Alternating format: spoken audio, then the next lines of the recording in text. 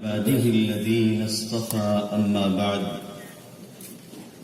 فأعوذ بالله من الشيطان الرجيم بسم الله الرحمن الرحيم فبشر عباد الذين يستمعون القول فيتبعون أحسنه وقال النبي صلى الله عليه وسلم لا تزول قدم ابن آدم يوم القيامة من عند ربه حتى يسأل عن 5 إلى آخر الحديث أو كما قال صلى الله عليه وآله وسلم۔ آج کے اس جلسے سیرت النبی اور اصلاح معاشرہ کے صدر عالی وقار، اس علاقے کی بافیض شخصیت، اس پورے خطے پر جن کی محنت کے نقوش ثبت ہیں، ہم سب کے مخدوم گرامی حضرت مولانا تصور حسین صاحب فلاحی دامت برکاتہ، دیگر حضرات علماء کرام اور عزیزوں دوستوں، آپ کے ہاں جلسے اس وقت شروع ہوتے ہیں جب ہمارے یہاں لوگ گھر جانے کے لیے پرتول چکے ہوتے ہیں۔ اس حوصلے کے ساتھ اور اس طرح سننے والے لوگ، ان کو دیکھ کر دل میں بڑی قدر پیدا ہوتی ہے۔ آپ نے خوشخبری کا ایک حصہ تو اپنے اندر پیدا کر لیا ہے، ایک کاش کہ خوشخبری کا ایک حصہ اور اپنے اندر پیدا کر لیں۔ قرآن کریم میں اللہ رب العزت نے اپنے نبی سیدنا محمد الرسول اللہ صلی اللہ علیہ وآلہ وسلم کو حکم فرمایا کہ ایسے بندوں کو خوشخبری سنا دیں، فبشر عباد الذین یستمعون القول، جو بات کو خوب اچھی طرح سے سنتے ہیں۔ ایک تو چیز ہمارے آپ کے اندر ہے اور دوسری چیز اگلی ہے فیتبعون احسن، اور اس کے اوپر بھرپور انداز میں وہ عمل بھی کرتے ہیں۔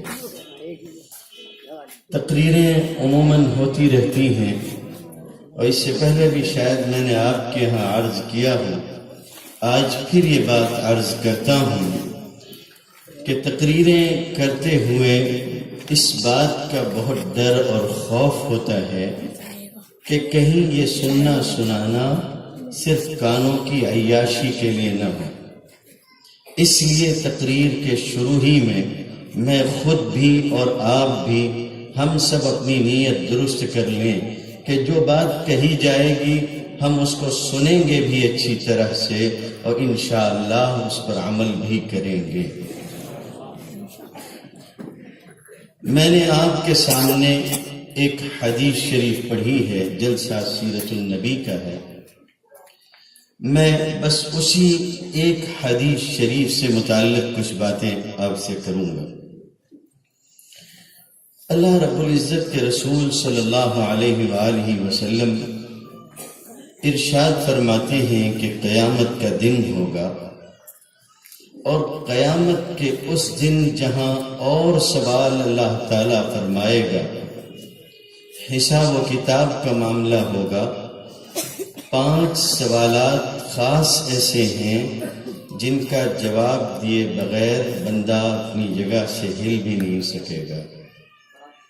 5 بنیادی سوال ہیں۔ دیکھنا یہ ہے کہ ہم اور آپ ان 5 بنیادی سوالوں کے لیے تیار ہیں یا نہیں۔ اس سے پہلے اس کے اوپر غور کریں کہ اسلام ایک بہت پیارا دین ہے۔ اس نے دنیا کے تمام انسانوں کو، خواہ وہ اس کی بات ماننے والے ہوں یا نہ ہوں، مسلمان ہوں یا نہ ہوں، دنیا میں بسنے والے ہر انسان کو اس نے ایک تصور دیا، اور وہ تصور یہ ہے کہ کچھ بھی کر لو مرنا ضرور ہے. یہ ایک عجیب سی چیز ہے. لوگ اللہ کا انکار کر دیتے ہیں، اللہ کی کتاب کا انکار کر دیتے ہیں، اللہ کے رسولوں کا، اس کے انبیاء کا انکار کر دیتے ہیں، آخرت کا انکار کر دیتے ہیں. لیکن میں نے یہ دیکھا ہے کہ دنیا کا بڑا سے بڑا ملحد ہو، اللہ کا انکاری ہو، دہریہ ہو، وہ بھی موت کی حقیقت کا انکار نہیں کر پاتا. موت وہ حقیقت ہے.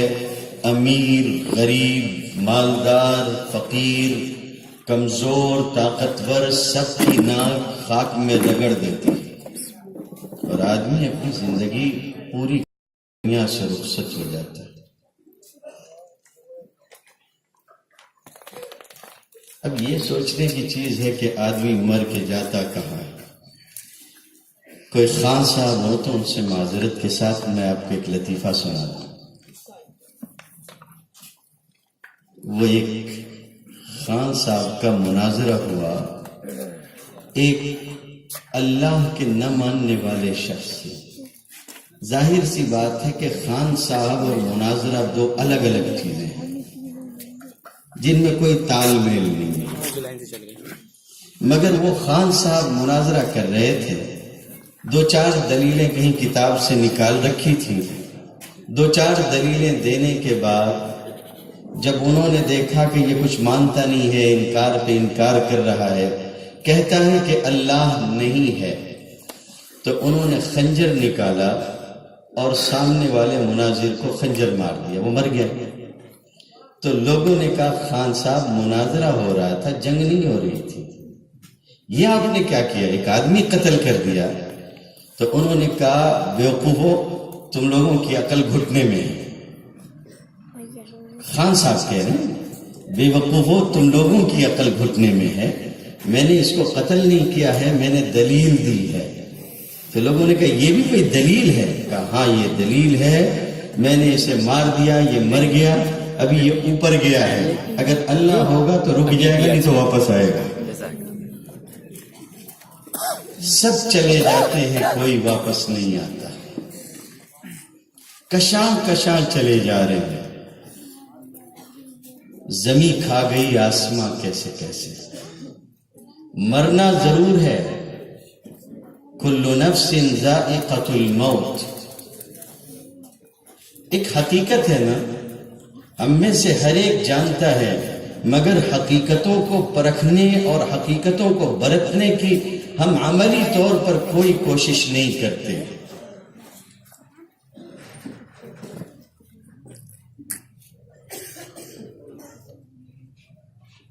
قرآن کریم میں فرمایا گیا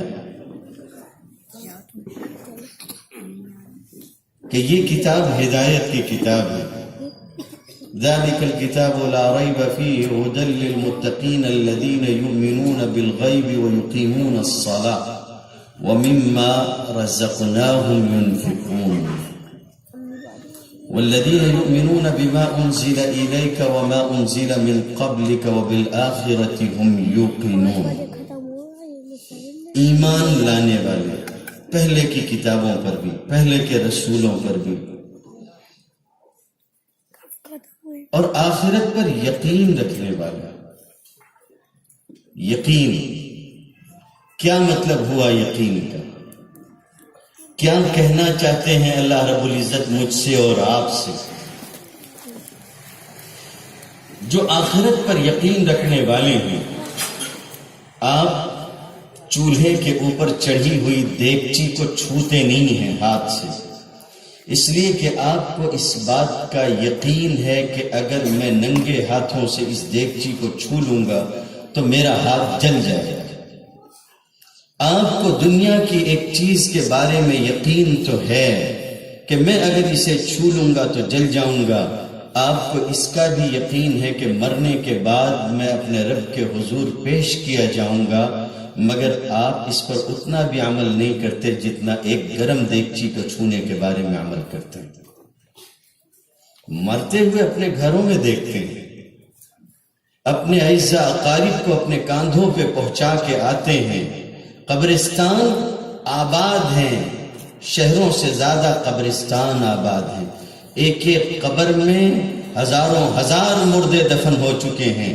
ایک گھر کے اندر 1000 لوگ نہیں رہتے، مگر قبروں میں 1000 سے زیادہ لوگ مدفون ہیں۔ قبرستان لوگوں کے گھروں سے زیادہ، شہروں سے زیادہ آباد ہیں، مگر قبرستان کی اور قبرستان کے بعد کی زندگی کو کوئی بھی توجہ دینے کو تیار نہیں۔ تم سب مرو گے، تم سب کو مرنا ہے، یہ اللہ تعالیٰ فرما رہے ہیں۔ میں، آپ، کون، سب جائیں گے۔ یہ میری دنیا کی حقیقت ہے، یہ میرے اور آپ کی زندگی کی حقیقت ہے۔ فرمایا، کسی شاعر نے کہا ہے، جا گورے غریباں پہ نظر ڈال بعبرت، جا کسی غریب کی قبر پہ نظر ڈال، عبرت کی نظر ڈال، دیکھ اس کی قبر کو، جا گورے غریباں پہ نظر ڈال بعبرت، کھل جائے گی تجھ پر تیری دنیا کی حقیقت، اور عبرت کے لیے ڈھونڈ کسی شاہ کی تربت، اور پوچھ کہاں ہے وہ تیری شان حکومت، کل تک جو بھرا تھا وہ غرور آج کہاں ہے، اے کاسے سر بول تیرا تاج کہاں ہے۔ پوچھ اس بادشاہ کی کھوپڑی سے کہ کل تک تیرے سر پر جواہرات سے مرصع تاج ہوا کرتا تھا، آج تیری کھوپڑی خاک آلود ہے، تیرا تاج کہاں گیا؟ یہ جسم جس پہ اعلیٰ کپڑے پڑے ہوئے ہیں، یہ جسم قبر میں ڈالا جائے گا، اور اللہ کی مرضی ہوگی تو سب کچھ ختم ہو جائے گا، مٹی ہو جائیں گے آپ۔ جس کے بارے میں مرضی نہیں ہوگی اس کا جسم محفوظ رہے گا۔ کہنے والے نے کہا کہ کئی بار ہم نے دیکھا کہ جن کا مشین بدن تھا، معطر کفن تھا، جو قبر کوہن ان کی اکھڑی تو دیکھا، نہ عزو بدن تھا نہ تارے کفن تھا، کچھ نہیں تھا۔ ایک تصور ہے تم سب دنیا سے رخصت ہو کر جاؤ گے۔ کل نفس ذائقۃ الموت وانما توفون اجورکم یوم القیامہ۔ تم نے جیسے اعمال کیے ہوں گے ان اعمال کا بھرپور بدلہ تمہیں دیا جائے گا، کوئی کمی نہیں ہوگی، کوئی کسر نہیں ہوگی، کسی کے حق میں کوئی ظلم نہیں ہوگا، جو کچھ ان کے نام عمل میں محفوظ ہوگا وہی کچھ۔ وَإِنَّمَا تُوَفَّوْنَ أُجُورَكُمْ يَوْمَ الْقِيَامَةِ۔ وہاں کامیابی کا ایک ہی تصور ہوگا، ایک تصور ہے وہاں کی کامیابی کا۔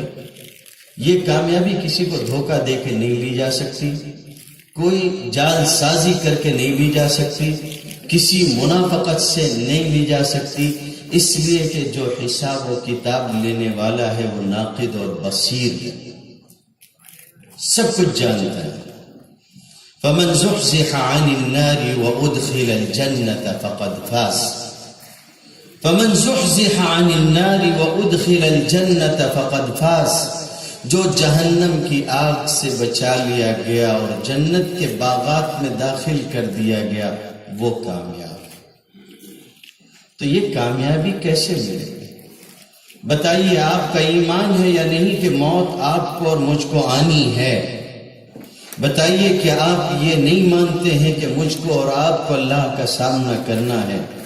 پھر غفلت کیوں؟ پھر غفلت کیوں؟ معلوم ہے کہ میری زندگی زیادہ سے زیادہ کتنی ہوگی، اور 50 سال ہوگی، اس سے زیادہ کیا ہوگی، مرنا پھر بھی متعین ہے، اور یہ میری اور آپ کی سوچ ہے کہ کب مریں گے اور کب نہیں مریں گے۔ موت اچانک آتی ہے، موت اچانک آتی ہے، انسان کو اس کی خبر بھی نہیں ہوتی۔ مر گیا، مال پیچھے رہ گیا، اہل و عیال پیچھے رہ گئے۔ حضرت علی رضی اللہ تعالیٰ عنہ قبرستان گئے، قبرستان پہنچے تو قبرستان پہنچنے کے بعد لوگوں سے کہنے لگے، قبر والوں سے کہنے لگے کہ تمہارے بعد تو ہمارے یہ حالات ہیں، یہ حالات ہیں، یہ حالات ہیں، تم سناؤ تمہاری کیسی گزر رہی ہے۔ پھر کہنے لگے کہ ان قبر والوں نے مجھ سے پوچھا ہے کہ بتاؤ کہ ہمارے پیچھے ہمارے اہل و عیال کا کیا ہوا؟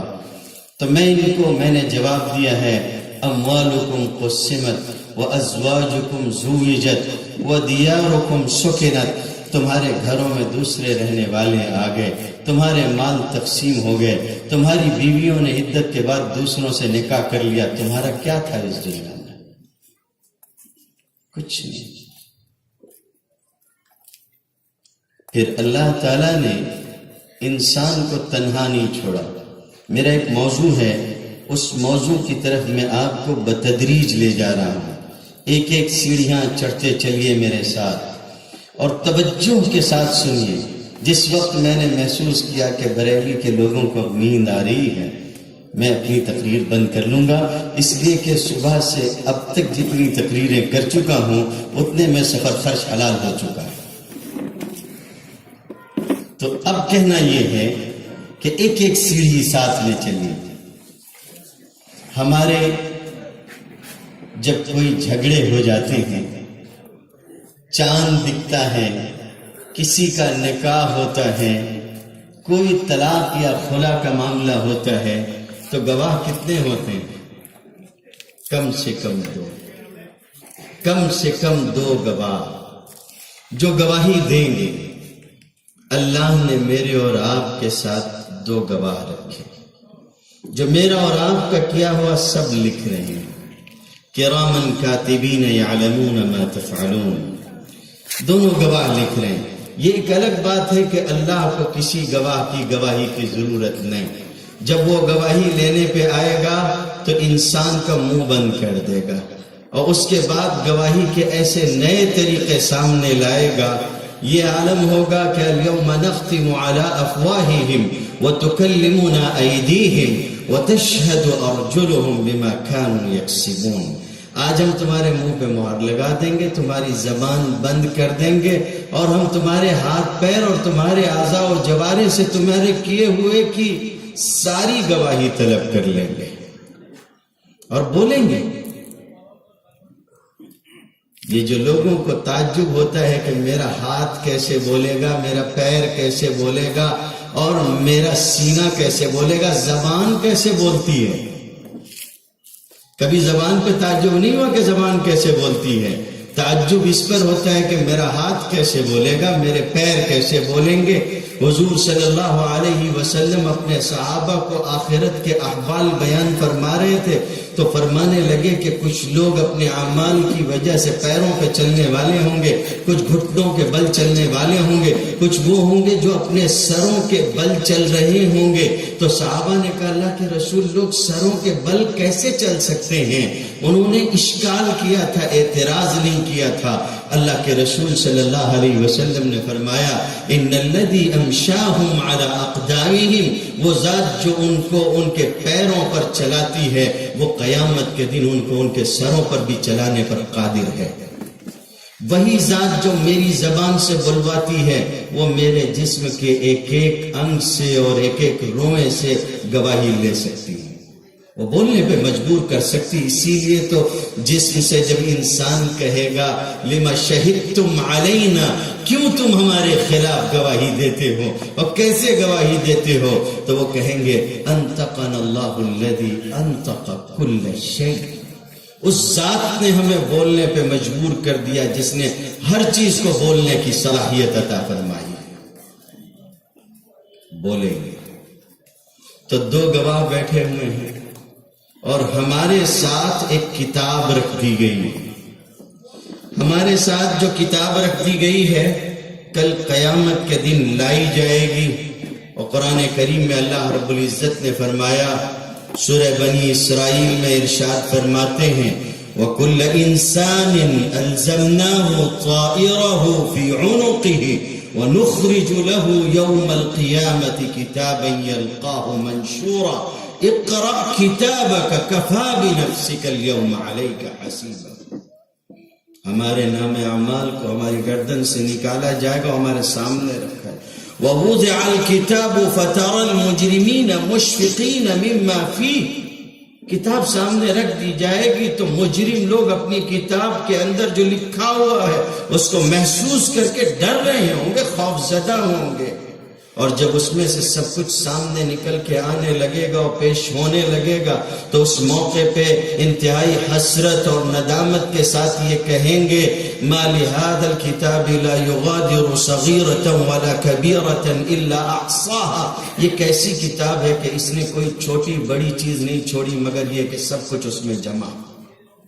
ووضع الكتاب وجيء بالنبيين والشهداء وقضي بينهم بالحق، کتاب لائی جائے گی، انبیاء لائے جائیں گے، گواہ لائے جائیں گے، ہمارا سارا کا سارا نام عمل لا کے سامنے رکھ دیا جائے گا، ساری امتیں اپنی کتاب کی طرف لے جائی جائیں گی۔ سورہ جاسیہ میں ارشاد فرمایا، اور پھر یہ بھی ہوگا کہ وہاں اللہ تعالی فیصلہ کرے گا، کتاب کسی کے دائیں ہاتھ میں آئے گی اور کتاب کسی کے بائیں ہاتھ میں آئے گی۔ معاملہ یہ ہوگا جس کے دائیں ہاتھ میں کتاب آئے گی وہ کامیاب ہو جائے گا، اور جس کے بائیں ہاتھ میں کتاب آئے گی وہ ناکام ہو جائے گا۔ یہ وہ حقیقتیں ہیں جن پر میرا اور آپ کا ایمان، یہ میرا اور آپ کا عقیدہ ہے۔ یا ایھا الانسان انک کادح الی ربک کدحا فملاقیہ فاما من اوتی کتابہ بیمینہ فسوف یحاسب حسابا یسیرا وینقلب الی اہلہ مسرورا واما من اوتی کتابہ وراء ظہرہ، جس کو اس کی کتاب پیچھے کی طرف سے اس کے الٹے ہاتھ میں دی جائے گی تباہ و برباد ہو جائے گا، ہلاک ہونے والوں میں سے ہوگا۔ فَأَمَّا مَنْ أُوتِيَ كِتَابَهُ بِيَمِينِهِ فَيَقُولُ هَاؤُمُ اقْرَءُوا كِتَابِيَهْ، جس کے سیدھے ہاتھ میں کتاب دی جائے گی، خوش ہو کے لوگوں سے کہے گا میرا نام عمل پڑھ لو۔ اس لیے نہیں کہ اس کا نام عمل بہت اچھا آیا ہے، نہیں، اس کا نام عمل اچھا آنے کے ساتھ ساتھ اس موقع پہ اس کی خوشی کیوں ہوگی جانتے ہو؟ وہ کہے گا دنیا میں لوگ ہم کو بیوقوف سمجھتے تھے، دنیا میں ہم کو فاتر العقل سمجھتے تھے، دنیا کی لذتیں اٹھاتے تھے اور ہم کو دیکھتے تھے کہ ہم خشک زندگی گزارتے ہیں، لیکن جانتے ہو میں سمجھتا تھا کہ حساب و کتاب کا دن آنا ہے، اور میں جانتا تھا کہ ایک دن مجھے اپنے رب کے پاس جانا ہے۔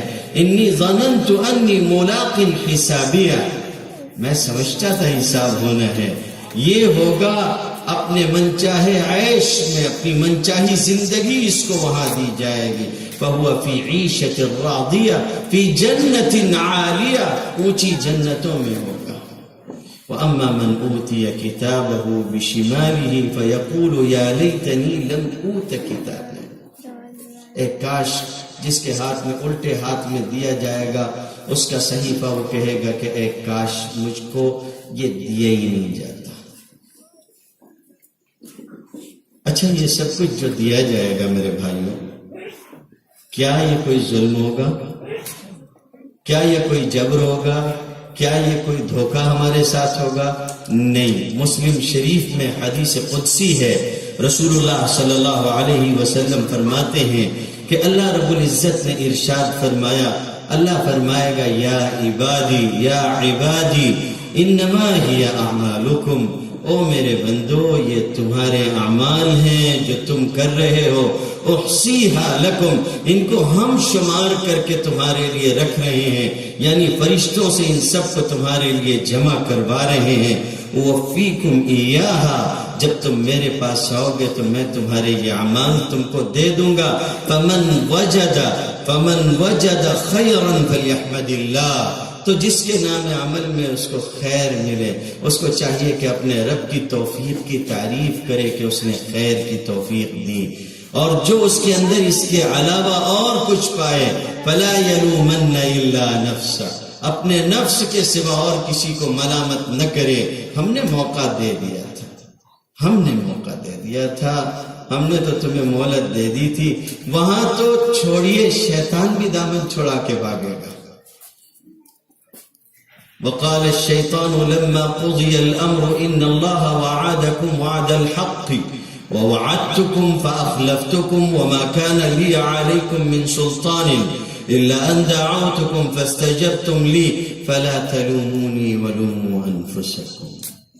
وہ لوگوں، تمہارے رب نے تم سے ایک وعدہ کیا تھا، تمہارے رب کا وعدہ سچا تھا، میں نے بھی تم سے ایک وعدہ کیا تھا اور میرا وعدہ جھوٹا تھا، میں نے اپنے وعدے کے خلاف کیا. مجھے تمہارے اوپر کوئی قوت اور طاقت نہیں تھی، میں نے تو تم کو بس برائیوں کی دعوت دی تھی، تم نے میری دعوت قبول کر لی تھی. آج مجھ کو گالیاں مت دو، اپنے آپ کو گالی دو، یہ تمہارا کیا کرایا ہے. وہ دن آئے گا، قیامت کا دن، حشر کا دن، جس دن آپ اپنے رب کے سامنے ہوں گے، حساب ہوگا، اللہ رب العزت حساب لیں گے. کہنے والوں نے کہا ہے خفف الحمل فإن العقبة كؤود.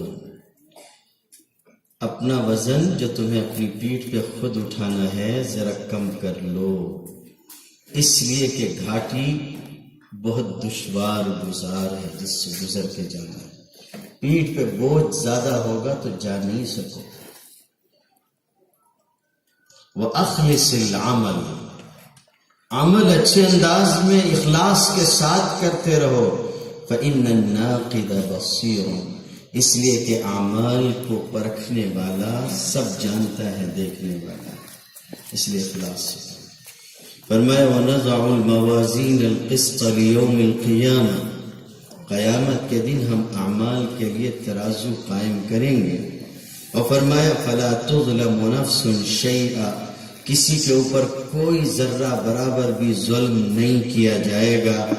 وَإِن كَانَ مِثْقَالَ حَبَّةٍ مِّنْ خَرْدَلٍ أَتَيْنَا بِهَا، اس کی نیکی یا اس کی برائی چاہے ایک رائی کے دانے کے برابر کیوں ہو. وَكَفَى بِنَا حَاسِبِينَ، اور ہم حساب لینے کے لیے کافی. اللہ کی قوت، اللہ کی قدرت، اس کی طاقت، اس کو کون چیلنج کر سکتا ہے؟ وہ کہہ رہا ہے میں حساب لینے کو کافی ہوں. ایک مرتبہ ایک عالم نے ایک بیان کیا، تو اپنے اس بیان میں انہوں نے کہا کہ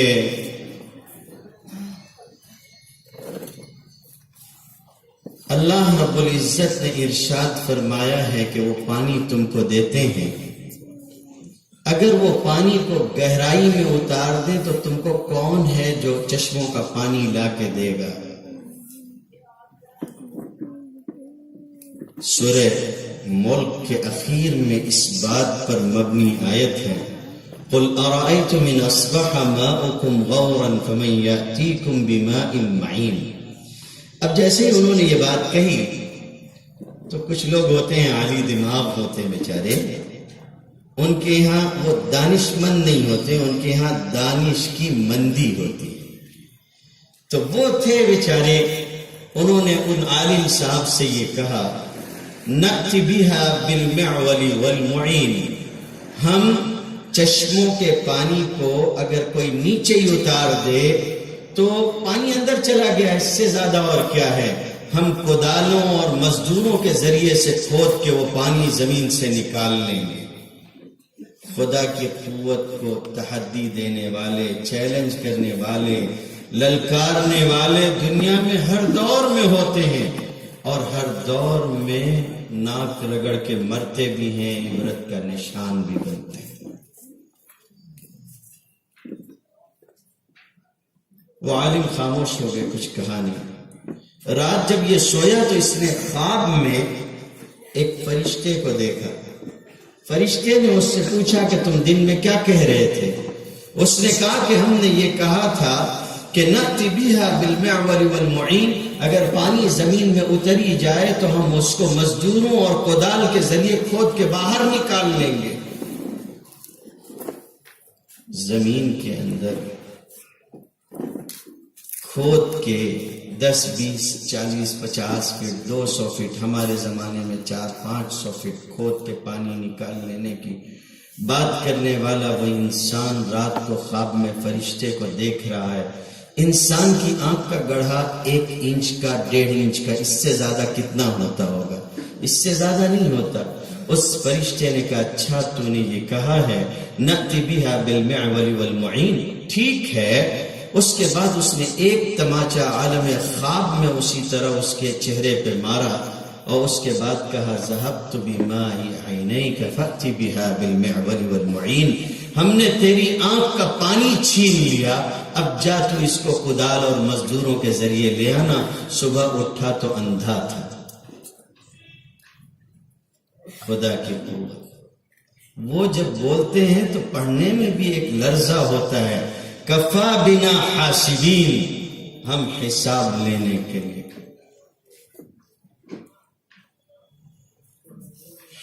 حساب و کتاب کا دن اور آقا خبر دے رہے ہیں کہ او میری امت کے لوگوں، اس کا خیال کرو کہ تم اپنے رب کے سامنے ہوگے۔ وہ رب جس نے یہ پوری کائنات بسائی ہے وہ سامنے ہوگا۔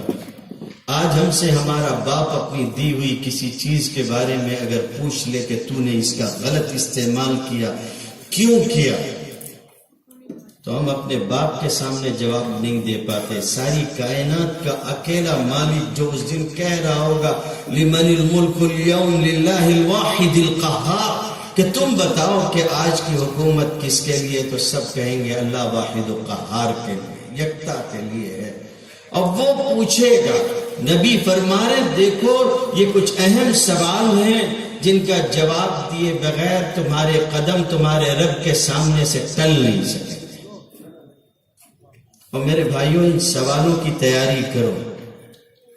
سوال، پہلا سوال، رسول اللہ صلی اللہ علیہ وسلم رحمت دو عالم، میرے ماں باپ ان پہ قربان ہوں، انہوں نے مجھ کو، آپ کو اور آنے والی نسلوں کو پہلے سے بتا دیا، اندھیرے میں نہیں چھوڑا، کہہ دیا کہ لوگوں ان سوالات کی تیاری کر لینا۔ پہلا سوال بتایا، فرمایا کہ عن عمرہ فیما افناہ، پہلا سوال ہوگا کہ بندے بتا میں نے تجھے عمر دی تھی، تو نے عمر کس کام میں صرف کی؟ یہ جو زندگی بڑے آرام سے گزار رہے ہو، وہ نوجوانوں جو تم دکانوں کے تھڑوں پر اور چوک اور چوراہوں پہ بیٹھ کے گزار رہے ہو، کبھی تم نے سوچا ہے کہ تم کیسی نعمت کو ضائع کر رہے ہو؟ جب تمہاری عمر ایک بچپن سے نکل کے جوانی کی قوت کو آئی تو تم نے محسوس نہیں کیا کہ تمہیں کیا نعمت دی گئی، تم نے اپنی اس زندگی کو یوں ہی برباد کرنا شروع کر دیا۔ تم محسوس نہیں کرتے ہو کہ آگے تمہارے سامنے اور کیا ہے۔ تم ایک کمزوری کے دن میں تھے اور پھر تم ایک کمزوری کے دن میں لے جائے جاؤ گے، اس کے بیچ میں تمہیں کچھ قوت دی گئی ہے، اور یہ پوری ایک عمر ہے تمہاری، اس عمر کو تم یوں ہی ضائع کرتے ہو۔ یاد رکھنا جب تم بڑھاپے کی عمر کو جانے لگو گے اور تمہارے قوت جواب دینے لگے